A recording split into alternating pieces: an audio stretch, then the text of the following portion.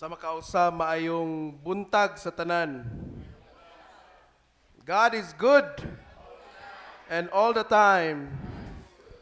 Niya nata sa ikalimang Domingo sa pagkabanhaw o tulo ka Domingo gikan karon atong saulugon ang Pentecostes, the Feast of the Pentecost, wherein gipadala sa Dios ang magtatabang mao ang balang Espiritu Santo ngani kanato.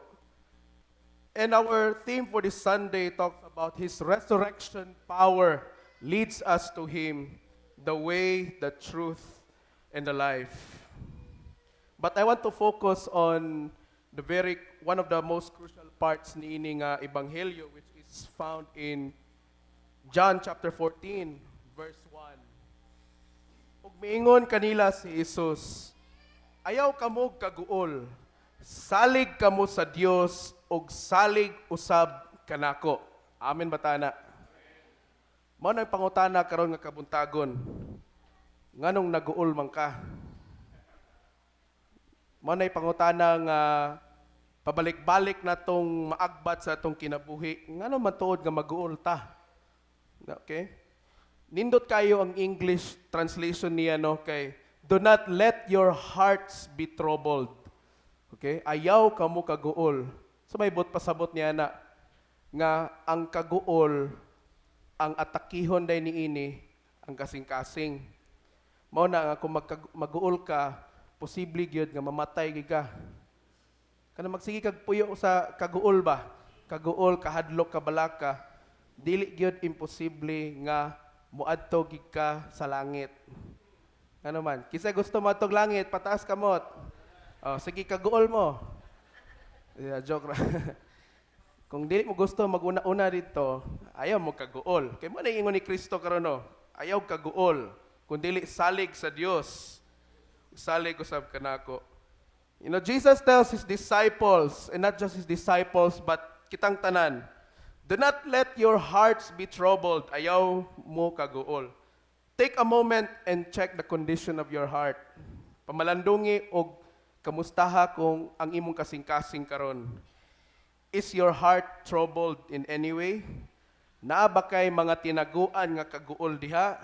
Naguol ka sa imong mga anak, naguol ka sa imong bana, sa imong asawa, naguol ka nga basig ilisa na ka. Ano ba? Kamo mga estudyante, naguol mo kay basin dili mo makapasar. Bisan og perfect inyong score, kaguol lang gihapon mo kay basig di mo kapasar. Ha? Kitang mga clergy, naguol ta kay wa na gikaon ang atong pamilya. Ha? Mga ministers, naguol mo nga maka-absent kay giunan ninyo ang pagpangalagad. Ha? Daghan ta klasing-klasing kaguol. Now, let's check our hearts karon nga kabuntagon. If so, what are you concerned or worried about? And have you taken your concern to the Lord? Inyo bang gihatag or inyo bang giduol sa Ginoo ang inyong mga kaguol ngadto sa Dios? Or inyo lang nang gipasagdan diha sa inyong kasing-kasing? Mao na nga bitaw nay mga tawo nga pagmasugdan gani kaguol, usahay mo abot og pila ka adlaw, pila ka semana, pila ka bulan. Mao na manay rason ba? Dugay maulian sa kaguol. Ug mao na say mag-lead into depression. Ha? Ma-depress ang tao. They will have anxiety attacks. Ngano man tungod sa kaguol. Okay? What are you holding in your mind and in your heart? Unsa man ang imong gitaguan sa imong kasing-kasing ug sa imong hunahuna? You know, like the apostles, we too are troubled so much about so many things, including unmet expectations and unfounded fear. You know, gisulti ni Jesus ning pulong kining Juan 14 aron nga paghatag og timaan or iya nang gipadaygan daan ang mga apostoles nga hapit na siya mamatay og magantos. Okay? Mo nang nabati niya ang mga kaguol sa iyang mga apostoles. Sama usay ta sa mga apostoles usay mahadlok ta sa mga butang, labi na sa mga butang nga dili nato damhon og sa mga kahadlok nga dili nato damhon. Maunay natural nga kahadlok sa tao, the fear of the unknown. Kanang mahadlok ta sa wala nato mahibal-i. Para nato kitang tanan, very normal nga fear nato. Wa man ta nasayod kung unsay kaugmaon nga nagpaabot nato. Mao na nga bisag wala pa niabot kana nga kaugmaon, karon pa lang agsugod na tagkahadlok. Moingon din ta nga, what if di ko moasinso sa akong kinabuhi? What if pobre lang gihapon ko? What if parihara di ay maliwat ra day gihapon ko sa akong ginikanan? Ha? What if ang sala sa akong ginikanan mahimo ra gihapon nako? Kana ba? Dili nimo tungod kay dili nato makita ang kaugmaon nato. Mao na nga do na tay certain nga kahadlok, kana nga natural nga fear. Okay? But the fact is that all of us have problems which are either big or small, depending on our perspective and situation. Pero ang kamatuoran, kitang tanan naatay mga problema, magamay o madako. Pero kana nga mga problema mahimo lang ng problema sa ato kung giunsa nato pagtan-aw ni ana. Okay? Let's say for instance, problema sa kwarta. Kana common man nato na nga problema. Naay uban nga kung magproblema sila sa kwarta, dili gyud ing ana ka grabe sila nga mabalaka. Dili tungod kay naana sila kwarta. Kundili lahi ang ilang pag-approach, lahi ilang perspektibo kung unsaon pagsulbad niya nga problema. Napoy uban nga nagproblema sa kwarta pero kung maguol pod murasad og gidabu-dabuhan sa libuan ka problema sa kalibutan. Kana magpanik din ba? Ang uban mga kuyapan pa. Depende sa atong pag-approach, depende sa atong perspektibo ni ana. Now, sa akong pagtuon, nasayra nako nga kaning mga swimmer di ay, kaning swimming ba nga sport. Ang kaning mga swimmer, ang ilahang ang kapaspason sa ilang paglangoy nagdepende na kung asa nakafocus ang ilang ulo. Okay?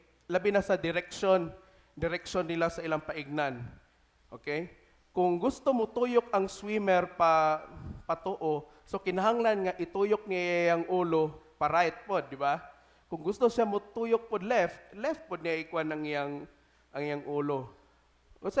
Unsa nga lesson na to makuha ni ani? Okay? Sama sa swimmer, kung giunsa nato pagbutang ang atong ulo, okay, sa usa sa kasitwasyon, maunay daganon ana nga sitwasyon. Okay? Kung gihandle nimo imong problema with a calm mind and heart, kalma nga hunahuna og kasing-kasing, kalma po ang imong pag-approach sa maong problema. Dili ka mataranta. Okay?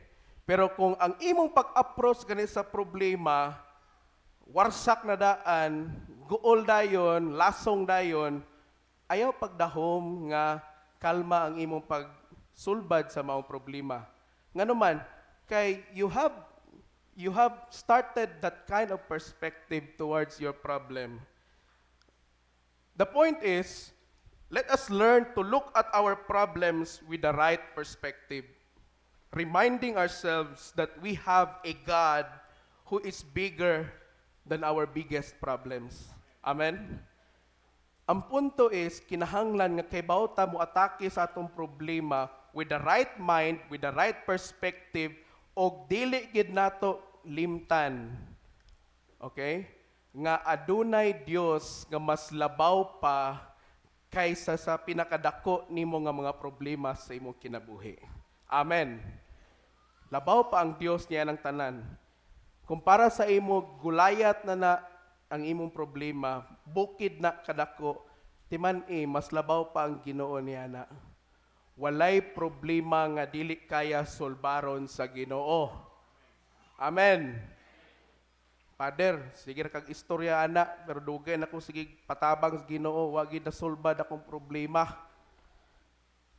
That's because you have the wrong perspective. Okay? Nangayo oray kag tabang sa Ginoo, pero wala man nimo ubani sa mga pag-ampo, sa imong pagtuo. So unsa may pulos sa imong pangaytabang sa Ginoo?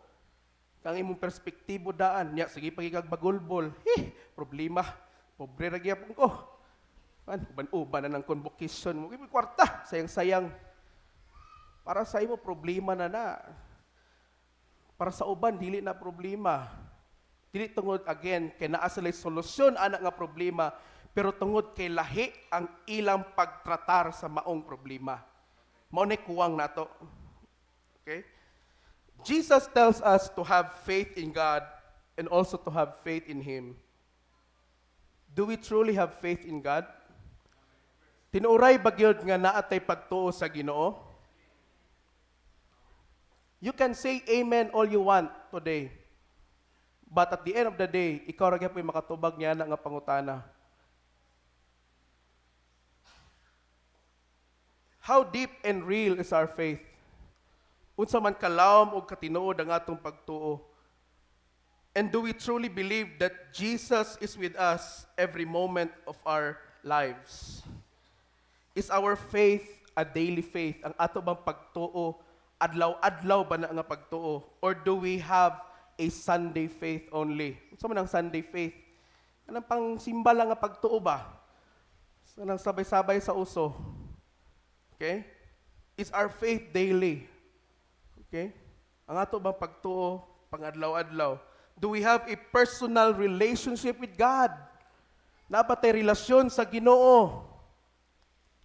Or do we turn to Jesus only when we are struggling or we have a need? Or aya lang ta moduol sa Ginoo kung naatay problema or naatay struggle?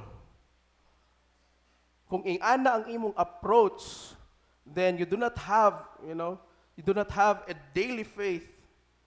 You do not have an intimate relationship with God. A life anchored on a deep relationship with Jesus is definitely not full of worries or troubles. Ang kinabuhi, okay, nga adunay lawom nga relasyon diha kang Hesus, okay, usa ka kinabuhi nga dili kaayo puno sa mga kabalaka. Okay? Wala ko ningon nga wala nay kabalaka ha. Take note, dili kaayo puno sa kabalaka. Okay? Kay kung mawala gud ang kabalaka, mayon ka nga kung ang imong pakigrelasyon sa Ginoo maka-erase sa tanan nimong kabalaka, usaon na lang nimo pagsalig sa Ginoo kung wa kay kabalakan. Di ba? But what Jesus is trying to say is, even though niingon siya nga ayaw kamo kabalaka, ang iyang buot pasabot nga bisan og mubati na ka og kabalaka, pero ayaw gihapon batia ang kabalaka. Amen? Tungod kay Jesus is saying, ni ako nag-uban kanimo. Okay? If we truly believe in Jesus, we will not be troubled about what to eat, what to wear, what to pay for the tuition of our children, what to pay for our needs and wants, because we are assured of His divine provision. Kung tinuray gyud nga nituo ta kang Hesus, dili ta mabalaka kung unsa atong kaunon, unsa atong sulobon, kung unsay atong ibayad sa tuition sa inyong mga anak, unsa pa nga mga panginahanglanon o gusto ninyo. Ngano man, because we are assured of the divine provision of God. And in Matthew chapter 6 verse 34 it says, "Do not worry about tomorrow, for tomorrow has its own worries." Ayaw kabalaka sa sunod adlaw, kay ang sunod adlaw na ay kaugalingon nga kabalaka. Ha? Kuyawa kay nga gisulti ni Jesus, no? Ayaw kabalaka sa sunod adlaw, kay ang sunod adlaw na ay kaugalingong kabalaka. Every day na anay nakaset nga mga butang nga angay natong sa gubangon at ubangon. Ayaw sa nagproblimaan ng unsaon na lang pagkaugma. Ayaw sa nagproblema Nga naman, tungod kay Jesus has already prepared a solution for that. Na magtukod og katedral, na pila na ka milyon. Sus, ambot lang yun, makaamot pa ko na, wa gid ko'y milyon. Wa man gani ko'y 25 centavos, milyon na inoon. Ato nang giproblema kung pila ka milyon. Wa gani mi magtan-aw kung pila ka milyon, nagtan-aw ra mis provision sa Ginoo. Amen. Hinaot nga kamo usab. Kana bang sana kanang term bitaw sa hurim-hurim kanang suplaon ba? Suplaon. Ba ayon ni suplaa ba? Don't jinx it. Ayon suplaa. Ayaw tan-aw kung unsa kadako ang imong problema. Kay basin og abi nimo nga mao na gid ni ang pinakadako nga problema nga akong naagbat akong kinabuhi. Sus pagkaugma na pa man gid ay mas dako niya na. O di na down ka pag-ayo. Ayo. Kung unsay angay nimong sulbaron karon nga adlaw, mao ra na. Okay? Mao ra na. Ayaw na pagkuan, ayaw na pag problema sa moabot nga mga adlaw, semana, kay lahi na pud na. Mao bitaw nga ingon ang Lamentations 3:23, the steadfast love of the Lord never ceases. His mercies are new every day. Bag-o kada adlaw ang kaluoy sa Ginoo. Kung unsa ang iyang kaluoy karon nga adlaw, dili ni himuon nga bahaw, dal-on nimo pagkaugma, dili pagkaugma bag-o na sad. Amen. Mao na nga maluluyon kaayo ang Ginoo. Dili tatagaan sa Ginoo og salin-salin, dili tatagaan sa Ginoo og kinuhaan na, kundi bag-o gyud permi. Okay? Manang tagaan kita niyag bag-o nga katedral. Di man moingon ng Ginoo nga, lahungi lang ninyo ning kaning building diri, ibalhin dito sa inyong yuta. Dili oy. Tagaan kita sa Ginoo og bag-ong katedral. Ngano man kay ang iyang kaluoy bag-o matag adlaw. Jesus longs for us to come to Him, to turn to Him. He longs to have a deeply personal relationship with us. Ang Dios nangandoy kanato nga muduol ta niya, nga musalig ta niya, og mubaton ta og relasyon diha kaniya. Jesus loves us and desires to be in communion with us. Gitinguha sa Dios nga kita makig-usa kaniya. Perhaps we need to ask ourselves, how great is my desire to be in communion with Jesus? Pangutanon nato atong kaugalingon, unsa man kadako ang atong tinguha nga makig-usa ta sa Dios. Okay? Especially every Mass, God is calling us to partake at one table. His table. But sometimes we do not receive His invitation. But I assure you, God is continuing to desire for you that you will come and surrender to Him. Jesus longs to strengthen us and grace us, but we have to have open minds and receptive hearts to Him and His presence. Pero kinahanglan ta nga abri ang atong hunahuna o ang atong kasing-kasing sa pagdawat kaniya. Pataas kamot, kinsay na ikabalaka diri karon. Pataas kamot. Be honest with yourself. Kinsay mga naikabalaka karon. Oh, very good. Uy, gamay ra. Hallelujah. Okay, what na balaka rin ng uban. Sige, tagaan mo na akong kabalaka niya. Okay? Very good. Okay? Kung kinsa man tong naikabalaka karon, think of this. Kung gitunga sa Ginoo ang dagat, panahon ni Moises, kung gitugot niya nga nakalakaw si Pedro ibabaw sa tubig, kung iyang giayo ang bakol, ang buta ug ang bungol, kana pa noon imong kabalaka, dili niya sulbaron. Amen? Say kulang ta sa pagtuo. Pagkagamay sa inyong pagtuo, sa tinuod lang, kay mas gipili ninyo nga magpatigbabaw ang inyong kabalaka kaysa sa inyong pagtuo. Usahay, kana bang nasayod na gud ta sa angay buhaton nga ang atong buhaton mo claim ta sa pulong sa Ginoo, mo salig ka sa iya, magampo, dili magsigig magutbot, pero usahay ato yung gipatigbabaw ang atong tawhanon nga mga emosyon. Ngano man, tungod kay diha man ta matughan, agkatughan man gud ta, agkatughan ta nga agluoy-luoyon nato atong kaugalingon, agkatughan ta nga kaluy-an ta sa uban. Ha? Nasayod ba mo nga usahay ka na nga mga emosyon kung ingana gani ang imong style, usahay pagbantay kay gibitik na kasyawa, giilad na kasyawa nga ay, sus, ayaw na pag claim ng pulong sa Ginoo. Pagilak-hilak lang diha, muabot lagi ng grasya. Pagilak-hilak diha, pagpaluoy-luoy. Na pagkuan lang diha, pagbagot-bot. Imbis gitudloan ta nga magpasalamat sa tanang panahon, nagbagot-bot sa tanang panahon na inoon. Diba? Lahi-lahi man ang atong kabalaka. Ha? Lahi-lahi ta og degree kung unsa ang kabugaton sa atong mga kabalaka. Pero ang Dios nga andam mudawat ni anak nga mga kabalaka, nagpabilin nga maura gihapon nga Dios.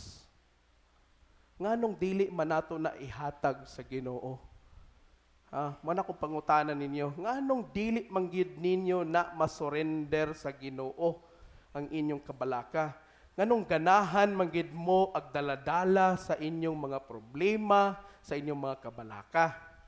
Agkabalaka ka kay wa pa ka naminyo o ni imong edad lapas na sa kalendaryo, bisan pag pilit ang duha ka kalendaryo wa lang gyapon ka kauyab, wa pa ka kaminyo. Say hadlok mo mahutdan, mga batan-on mo na agdali-dali ag sulod-sulod sa relasyon kay ang mga lalaki nahadlok nga maunhan sa mga tumboy. Bitaw. Lain na ba ni pakigkumpetensya na ba na yun? Kumpiyansa mga lalaki, lupigon sa diskarte. Usahay, mga babay, dali sa sulod sa relasyon, kaya nangaunhan na sa mga bayot. Kaya gipangkuha na sa mga bayot ang mga lalaki. Astilan. Mora na yung gikabalakan. Okay, Ginoo ko. Okay? Mga banag asawa, usahay, mabalakam mo kay wala pa ninyo na fulfill ang inyong gisaad sa inyong pamilya, sa inyong mga anak, pero ayaw mo kabalaka. Ubani sa Pangginoo ng inyong mga desire sa inyong pamilya.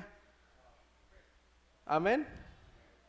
Usahay, mabalakam mo nga, hapit na lang ko kuhaon sa Ginoo pero magpobre pa man ang among estado. Ayaw na kabalaka na kay basig dili sa imong panahon nimo makita nga moasinso imong pamilya, basig didto pa sa imong anak, sa imong apo, unsa pa na diha. Ayaw sige kabalaka. Ang imo i-fulfill ang imong angay buhaton. Say mga asawa mabalaka kay basig giilisa na sila sa ilang bana. Basig sila na ang dili love. Ana ba? Ingon dayon nga nako nimo love no. Ay sus. Mga bana pod, kalabaw ra pod mo. Galabaw ra pod mo. Ingon sa asawa nga, dili ko nimo love no, kay di naman ko nimo hilot-hiloton. Aba dihe. Di naman ko nimo timplahag kape. Okay? Hallelujah daw yung Father Rasul. May gani ka timplahan pa ni kape ba? Hinaot nga karong adlaw no atong ihatag ang atong mga kabalaka, ang atong mga concern, ang atong mga kahadlok ngadto sa Ginoo. Amen. Jesus will walk with us, strengthen us, heal us, and will give joy in our hearts. Because Jesus is truly the way, the truth, and the life. Siya gid ang dalan, ang kamatuoran, ug ang kinabuhi. Wala nay lain pa nga atong kadaganan niini nga kalibutan kundili ang Dios ra gyud.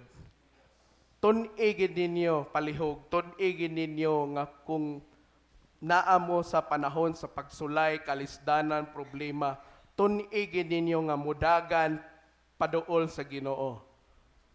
Ayaw mugdagan palayo sa inyong problema. Kaysa ginabalik-balik ni Bishop nga pagwali, ngano man ang Biblia wala man maghisgot nga adunay kanang armor diri sa atong likuran. Kay dili kabubuton sa Dios nga mutalikod ta sa mga sitwasyon.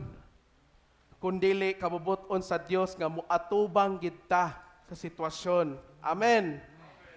O kung muatubang manggaling ta sa atong sitwasyon, hangad na lang putag apil. Hangad ba? Hangad sa langit.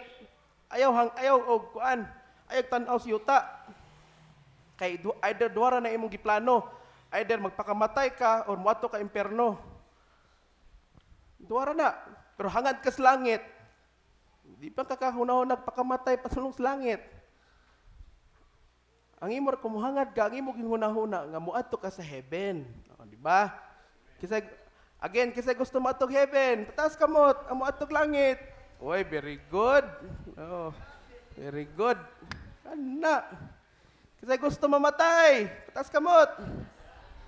Ah! Naiuban nagpataas kamot. Oh, very good. Pero ay kabala ka dili pa unya ha. Kay wala pa mo nakabilin sa inyong last will ninyo. The question for us is, will we choose to walk daily with God? Andam bata nga makig-uban sa Dios adlaw-adlaw sa atong kinabuhi? Because God is waiting for us. And will we choose Him every day? Ug ato ba siyang pilihon kada adlaw? Again, God says, salig kamo sa Dios ug ayaw ka balaka. Hinaot nga human niini nga misa pag-uli ninyo sa inyong balay. Hinaot, I hope and I pray that you will be relieved sa inyong mga kabalaka, kabugaton karon nga kabuntagon. Because it's not good for you. Mo lagi akong giingon bitaw gina nga ang ginatake sa kabalaka ang kasing-kasing. Pero kung gusto na nimo mag-una, okay ra. Sige, punay mong kaugalingon sa kabalaka, no problem.